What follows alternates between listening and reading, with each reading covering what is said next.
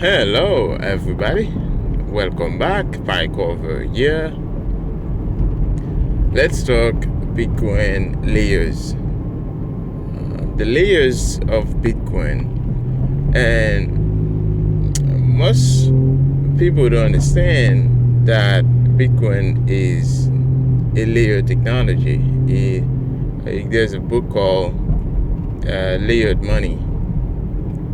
So, it's a layer technology. Basically, you have the base layer, which is the base truth, the source of truth, which is the Bitcoin network.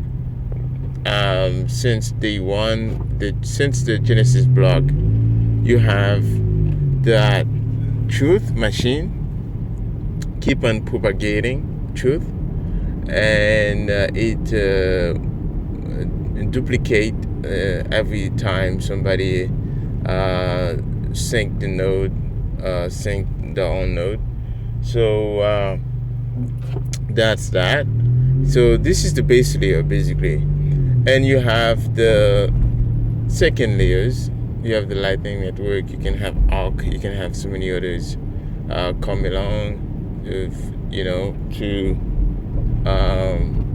facilitate transactions. And those are important because now most people think they can just scale the base layer. And the analogy I usually use is that Bitcoin is like a hill. And if you want to get to the top of the hill, you have to build ways, build your road around it. You have to build some route around it to get to the top. It's not gonna move for you. You can't just start digging and break the hill and then break it down and just make it flat. But instead, you build your roads around it to get to the top, right? Because it's not the best. It's not ideal to move the hill. It's not gonna move itself for you. You have to route around it. So this is basically how Bitcoin operates, and that's that's what makes it the layered money, because everything has to build on top. They have to be built on top. So now you have the Lightning Network that's locking up the Bitcoin on the base layer, and then you can move it on top, right? You can move it at the speed of light on the top of the Bitcoin network. So the Lightning Network is on its own. It's a network itself, right? And then you have so many other networks that will be built in the future. But on top of the Lightning Network, you can have things like PieCover. And you say, what is that? Well, this is like a similar technology like PieCover is what's gonna take Bitcoin to the next,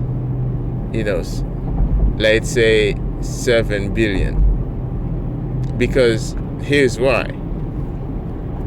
Most people in the global south, where I'm from, they don't have a smartphone, which means they can't download a Bitcoin wallet on their phone. So they don't have this privilege of the internet. They can't use WhatsApp all the time, most of them. Some of them, yeah, they have internet, they can use WhatsApp, they can download the Moon wallet or the Phoenix wallet, or they can download the wallet of Satoshi. But for most of them, they don't have this privilege. So they only have the feature phone, which is like the new Nokia phones, very some of them are very old and pretty cheap. I was in El Salvador, and I saw them selling this type of phone, and it's still available on Amazon. And most people do this choice, take that choice, because they only need to call and the text, right? So that's all they need. They don't need like international, like WhatsApp and all that. They only need call and text. So now, where it's gonna be like revolutionary to use a technology like the machine cooler. Machine cooler is basically a layer on top of Lightning, basically built in a way to send satoshis using the SMS protocol. The SMS protocol is USSD, is basically the network the telephone companies use to send messages, right? So when you send a message, right, it has to go through that protocol, right? So that's the same language all those phone companies use to send messages around. But now, let's say you wanna send Bitcoin or satoshis to somebody. Well, you can connect the Lightning network, right? You can marry the Lightning network and the USSD protocol together. So you say, hey, and then you use that, the link, the communication network from the USSD, the messaging protocol, and then you use that to send Lightning, Lightning transactions. So that's what they are doing with the matching Kura, and I think we should have like more and more of those little startups and little protocols built on top, because the more we have those, the better. And there's so many countries who are starving of this type of technologies, right? Because those people, they don't have the internet. But if we could give them money on a phone without internet, that's the,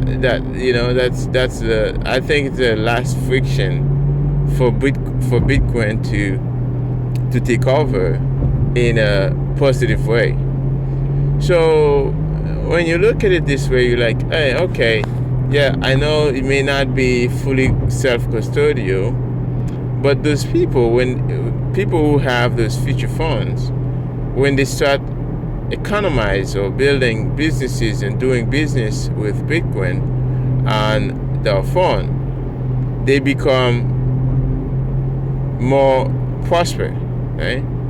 Because they will be more productive, they will make more money by doing so. And the more they make, the more likely they want to go buy another phone, right? So in those countries, the function is, if you have enough money, then you can buy a phone, like a smartphone. But if you don't have enough money, but you cannot buy a smartphone, you have to stay with the feature phone.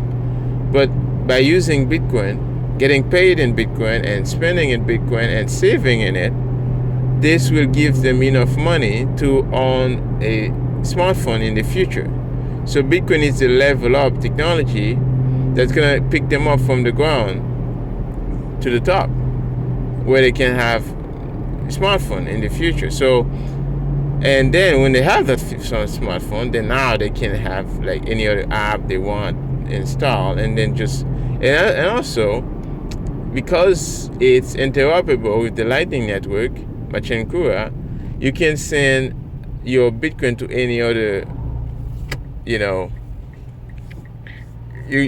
can send the satoshis to any other apps, right? To any other wallet, basically Lightning wallet. So I think that's the future. I think that's the future of for most of those people, especially in the global south, where I'm from. So yeah, this is one of the things that I wanted to just touch on, because like most of the time we don't really talk about these things, And to me, Bitcoin is really for the people in the global south. It's for everyone. It's not just specifically for them, but it's those are the people who really are in need right now. Like people in the West, they don't really need it right now. They'll need it in the future, but not right now. But that's just my two satoshis on that. But let me know what you think. Let me know what you think about the layers, the Bitcoin layers, and what's the necessity? What do we need? And I just like in Haiti, I wanted to have something like Machinkura there, so the people can start using Bitcoin. Like people on the street, people are doing businesses and everything. So I was thinking about something like that, and I don't know. Like I contacted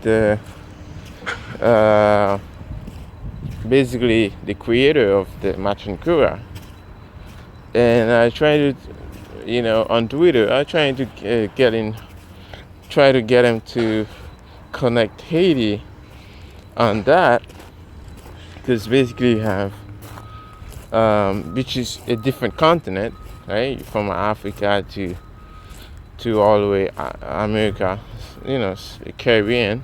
That's a long distance, and you may need like so many, That's why I think it has to be maybe a different startup in this region, maybe in Dominican Republic, from there, and they can start building that network with Haiti and Cuba and so many other countries, and they can interoperate with Machinkura, right? So we need more of those same startups with the same idea, using Bitcoin on the messaging network.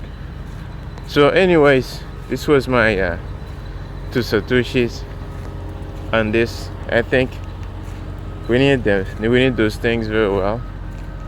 And yeah. And I'll see you again, guys. This was PieCover. I'll see you in the next Toxic Talk.